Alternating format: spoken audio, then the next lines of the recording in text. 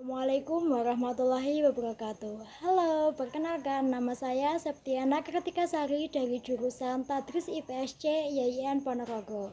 Nah, pada video kali ini saya akan menjelaskan tentang kebudayaan yang ada di daerah saya, yaitu Desa Sumoroto, tentang Reok Ponorogo versi Kerajaan Banterangin. Pengen tahu ceritanya? Simak terus videonya ya. Ponorogo merupakan sebuah kota yang terletak di wilayah barat Jawa Timur, sekaligus sebagai kota perbatasan antara wilayah Jawa Timur dengan Jawa Tengah. Reok merupakan kesenian terkenal asli warisan leluhur yang berasal dari Kabupaten Ponorogo. Terbukti dengan gerbang masuk ke wilayah ini dihiasi oleh sosok Warok dan Gemblak, yaitu dua sosok yang selalu tampil pada saat acara reok dipertunjukkan. Reok merupakan salah satu kebudayaan di daerah Ponorogo yang masih berkaitan dengan hal-hal yang berbau mistis. Sejarah Reok Ponorogo versi Kerajaan Banterangin.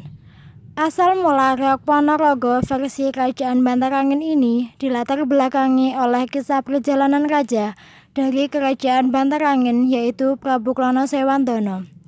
Ceritanya bermula ketika beliau akan meminang Dewi Songgolangit sebagai calon permaisurinya pada tahun 900 Saka.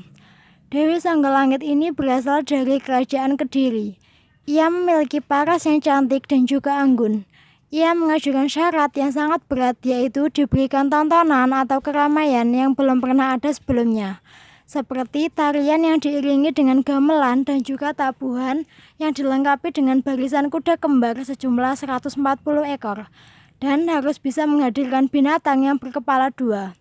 Selain Prabu Klono Sewangdono, Singobarong yang merupakan raja dari Kerajaan Lodaya juga menyukai Dewi Songgolangit. Ia manusia yang aneh, berkepala harimau dengan watak yang kejam dan buas. Prabu Klono Sewangdono hampir berhasil mewujudkan permintaan tersebut. Singobarong menghadang pasukan Banterangin. Ia berubah wujud menjadi singa yang sangat besar.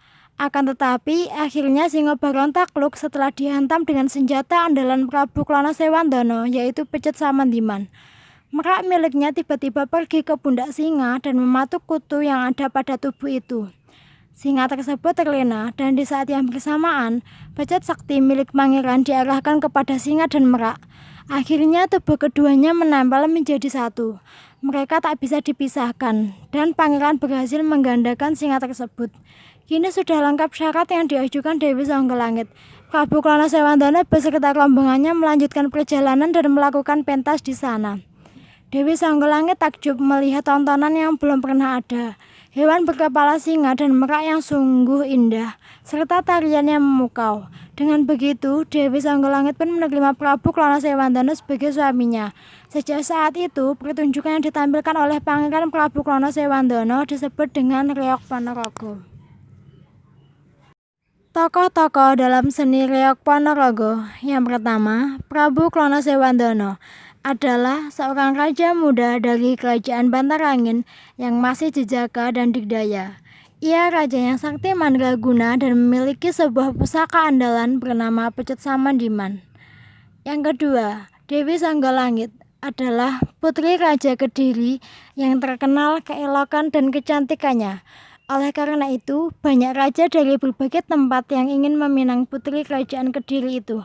Salah satu raja tersebut adalah Prabu Klono Sewangdono dari Kerajaan Banterangin. Yang ketiga, Warok berasal dari kata wewarah yang artinya orang yang mempunyai tekad suci, memberikan tuntunan dan perlindungan tanpa pamrih. Warok adalah orang yang kaya akan wewarah. Artinya, seorang menjadi warok karena mampu memberi petunjuk atau pengajaran kepada orang lain tentang hidup yang baik. Yang keempat, Jadil adalah prajurit berkuda dan merupakan salah satu tokoh dalam seni reok. Jadilan merupakan tarian yang menggambarkan ketangkasan prajurit berkuda yang sedang berlatih di atas kuda.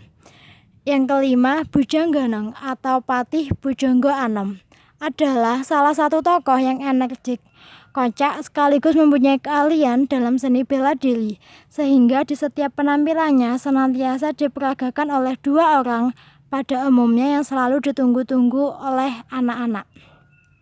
Yang keenam, Dadak Merak atau Singo Barong adalah tokoh dengan kepala macan dan hiasan burung merak. Konon, kepala macan atau singo barong melambangkan simbol laki-laki, sedangkan burung merak adalah simbolisasi dari perempuan. Nama Bantar Angin itu sendiri berasal dari kata banter angin atau angin yang kencang. Artinya suatu tempat datar yang anginnya sangat kencang. Kerajaan Bantar Angin selalu digambarkan sebagai kerajaan yang besar dengan raja muda yang tampan dan rakyat yang makmur. Desa Sumoroto, Kecamatan Kauman, Kabupaten Ponorogo disebut-sebut sebagai lokasi adanya kerajaan Bantar Angin tersebut dan diyakini sebagai pencetus kesenian reog Ponorogo. Di sana terdapat monumen Bantar Angin sebagai pengingat petilasan dari sebuah kerajaan.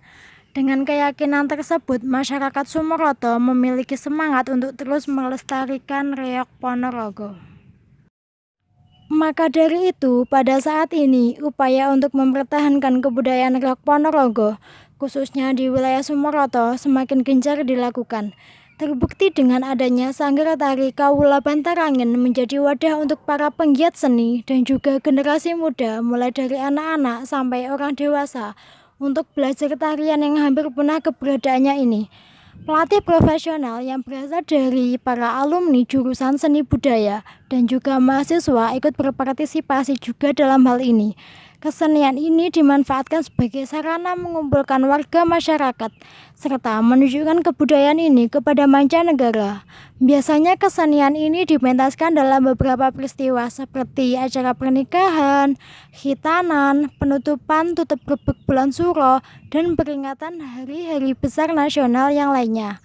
Maka dari itu, kita terutama sebagai warga asli Kabupaten Ponorogo harus ikut melestarikan dan juga mengembangkan kesenian ini supaya tidak diklaim oleh negara lain seperti yang terjadi pada beberapa tahun yang lalu. Sekian yang dapat saya sampaikan, kurang lebihnya mohon maaf. Billahi taufiq wal hidayah. Wassalamualaikum warahmatullahi wabarakatuh.